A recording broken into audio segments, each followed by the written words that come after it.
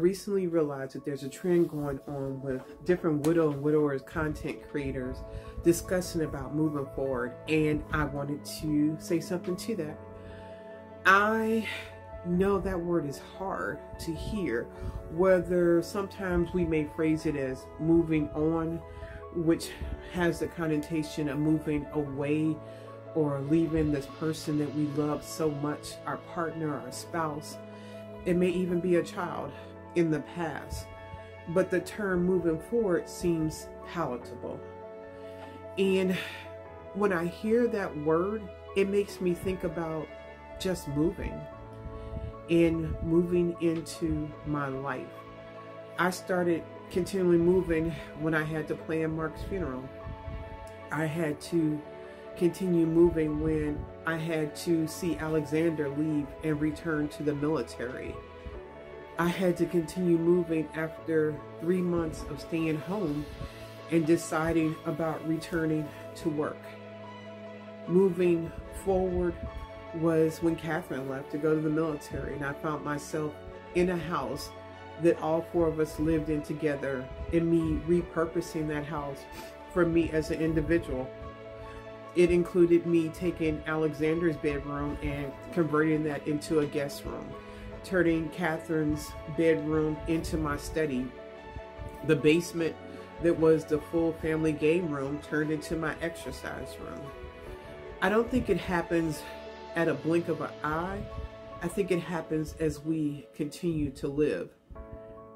But in all of that moving, I have always loved Mark, which is my late husband. And I will always love him. And I know sometimes people go, well, how can you love him if you're not crying all the time? How do you love him if you're not thinking about him all the time? Well, there are people that I love that are living, and I don't think about them all the time. And that doesn't mean I don't love them, because they're not in my thoughts every moment. Also, I have 2 children, and someone asked me, well, how can you get married and say that you still love Mark? Because I'm alive, and I chose to continue living, and everybody continues to live in the way that best suits them. And I have 2 children that I mentioned, and I love Catherine and Alex for who they are. And they are so different in personalities. And interestingly enough, the man that I married, Fred, he is different than Mark too. And the way that I love him is unique to who we are together, because I am not that 18-year-old girl that Mark met many moons ago. I am someone different at 57. And so what I need and how love looks to me at this point in my life has changed over time. But I am happy. I encourage everyone to learn how to continue living. Maybe we don't have to put a label on it, moving forward or moving on, but living.